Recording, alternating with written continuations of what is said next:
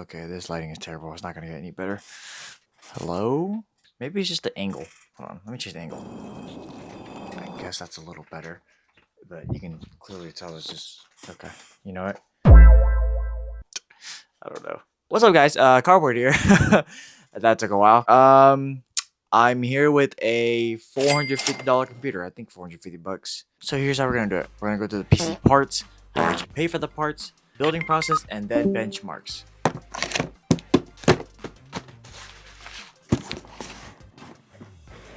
Starting with the motherboard, I have this ASRock Steel Legend B450 in the ATX form factor. You'll see later in the video I'm having a lot of problems as currently I am not done building the computer at this moment, but pretty much you'll see it later in the video. And then with the power supply, this is the wrong power supply that I'm showing right now. I don't know why I opened this, but the power supply you're seeing in the video right now is the 650 watt Cobra by Ray Power. This is the wrong power supply. It's not. I'm not using this for this this build. Also, I'm wondering why my voice is so high pitched in the recording. I don't know why it's happening, but we're just gonna have to deal with it. And for the CPU, I have the Ryzen 5 3500. It only has 6 cores and 6 threads. It does not have SMT. SMT is basically just hyper-threading for Intel CPUs, but you know, it only has 6 cores and 12 threads, and only 16 megabytes L2 cache, I believe. And for storage, I got this 512GB M.2 SATA SSD. Oh my gosh. Oh my god! And then for RAM, I have this 24 gigabytes of DDR4 RAM that I've had on hand for a while. It's a 16 gig stick and an 8 gigabyte stick. It can only run at 3000. I think I can overclock it to 3200, but it's been kind of weird. But yeah, 24 gigs, and I got it for free. And this is the RTX 2080 Ti Aero single plan blower edition. It has 11 gigs, 2080 Ti. It'll be more than enough. And for the case, I've got the DIY PC ARGB N5 BK in black. Only reason I bought it was because it's ATX and it looked nice. All right, let's get into pricing. So for the motherboard, I paid $45.13. I originally paid $70, but I did get a partial refund for about $26 because I thought the M.2 slots weren't working, but I guess they were working fine. I guess SATA SSDs don't work. My fault though. For the CPU, I got the Ryzen 5 3500. I paid $37.42 after taxes. For the RAM, that was just RAM I had already had on hand that I got for free. For the case, it was $62.78. I got that off of Newegg. The 2080 Ti was $216.39. I got that off of eBay. The SSD I actually got on Amazon for a while ago, but I don't remember how much it would cost. But we're just gonna say it cost $21.62 because that's how much I paid for the SSD that I have that I was originally gonna put in there. For the power supply, it was $41.17. I got that off of eBay. CPU cooler, I got that off of Amazon resale for 16 bucks. The extension cables, I got that for $17.41 off Amazon resale for a total of $457.92. I'm hoping my sale price for $670 works, but we'll see. Where to get a bigger case?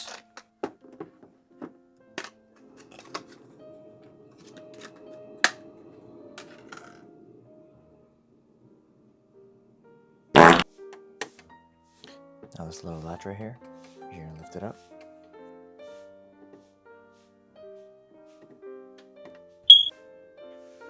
Give it a little wiggle just to make sure that it won't come out. Now, I'm not sure which one of these work because I know one of them is broken. So I'm just gonna try both of them. But I know for sure this one's gonna work.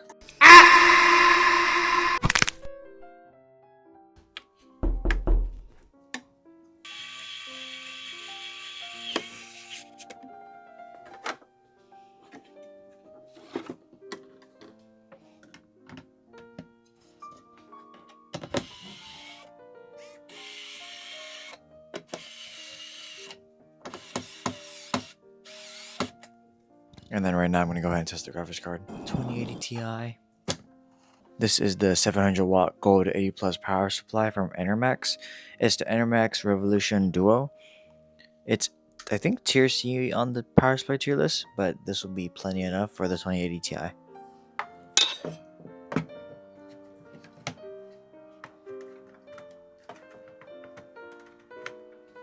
Okay, things are lighting up. Let's see.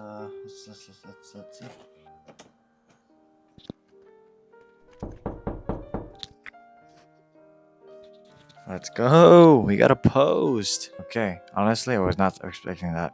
I feel like every computer I've like touched in the past like 4 months has not posted on the first try. But let's go. We can continue the build.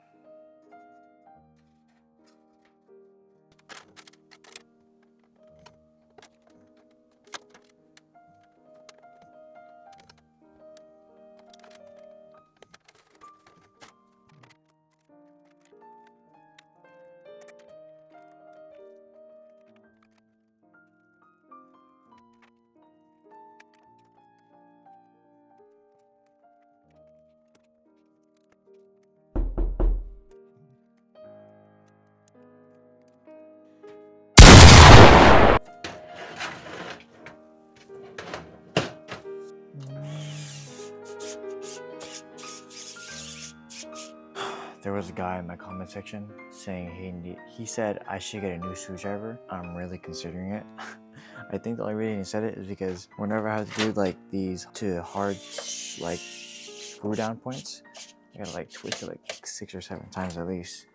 So I don't know if anyone wants to buy me the LT2 screwdriver. I'll take it. You know, just saying. All right, I'm super excited for these. These are the extension cables, and this is gonna be. I don't know. I really like these. No, dude, I think these look awesome. Oh, look at that. Here, let me try to get better lighting. Look at that. The pink and black build. I'm hoping that this isn't too like niche of a color because I still want to sell this computer, but I think it is going to look freaking awesome. I'm super excited to actually be able to use like a different set of cables because I think I've only ever used white and black cables, so I'm very excited to actually use pink and black because I think the pink and black in a black case with the black build is gonna look sorry, but I think it's gonna look amazing. Let's finish this build up. I wanna be a kid again. Hello? Oh, wrong way. Wait, no, not wrong way. There we go.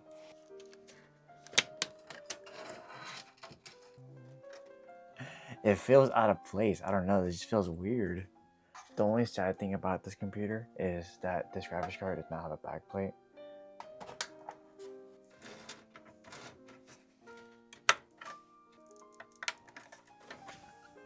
Okay. Let's get this baby powered on. Yeah, it already looks pretty good. I'm not even. Let's see if we change it to pink from here.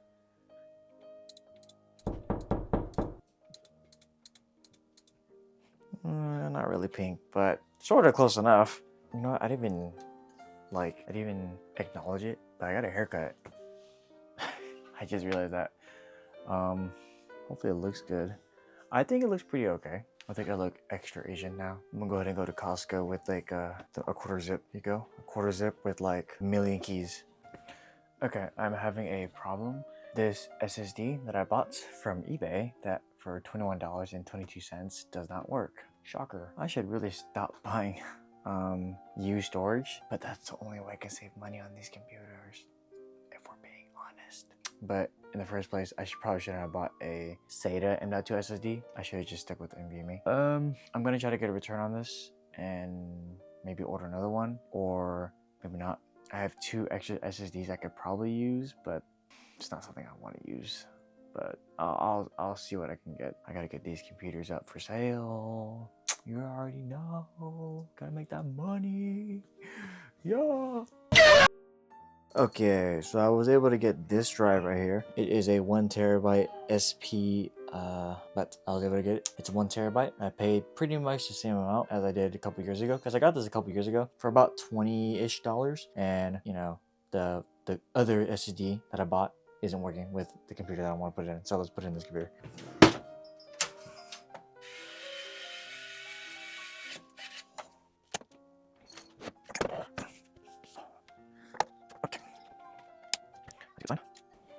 before we get a display.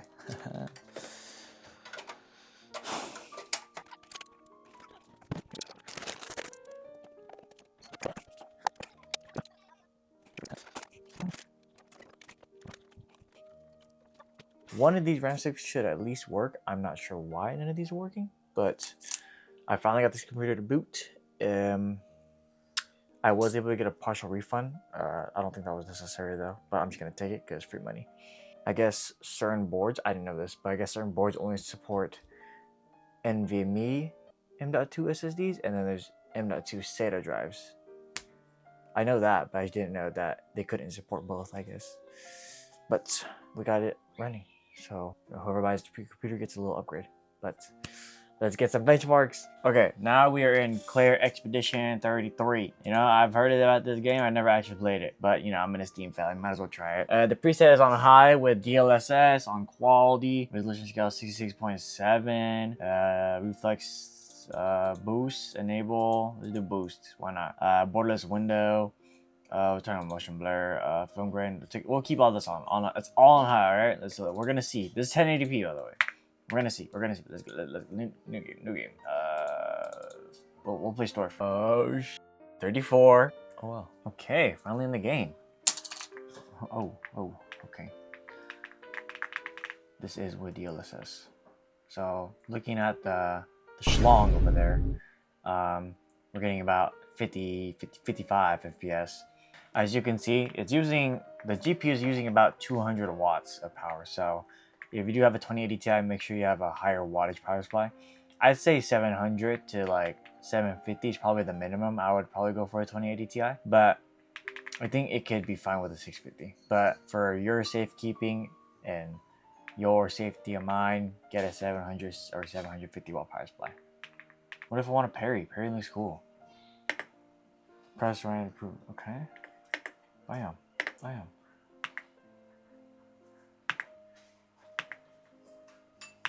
Ooh, this is getting badass. But yeah, that was Claire Obscure 33 Expedition. Claire, I don't know. I'm gonna play a different game now. Okay, this is on 1920 by 1080p with unlimited frame rate, and then the rendering mode is Legacy Performance mode, as I think this does a little better than DX12 Performance mode. I don't know why, but we're also on low pretty much. View distance high, textures low. All right, we're on the bus. We're gonna go to Lethal Labs, I guess. Okay, so we're getting an average of 137 inside. I'm getting like 200 FPS right now. It's actually pretty good. I was expecting a lot worse. But this computer is definitely 1080p. I would not recommend this for 1440p at all. Let's go. Ugh. I think it's safe to say that Fortnite can be played on this. 1080p on performance mode Legacy works just fine. I'm getting an average of 180 right now with a 6-core and 6-thread CPU. So, if you can believe it. But I'm gonna move on to the next game because I'm getting bored of the game. Okay, now we're in Elden Ring Night Rain. We're on all high except for the motion blur. That's gonna be off. I mean, it's going pretty good. The GPU, surprisingly, the CPU is being used more. That's 70%, while the GPU is only like 40%. But yeah, Elden Ring is capped at 60 FPS, so maybe like harder to run games like Monster Hunter, or I don't have Battlefield 6. I'm pretty sure Battlefield 6 would be fine on this though. No! I fucking died. Well, that's the end of the run. Okay, this is Risk of Rain 2. We're gonna see how far we can get into a run. It's pretty much on all high, I think. I don't know if there's any motion blur, but pretty much all high. So far it looks like we're getting like 400-ish FPS. I'm gonna turn off the recording and then go to endgame and see what the FPS is like there. Because I know right now there's not much going on. Let's start the boss fight and let's see what the FPS is looking like. Oh my god.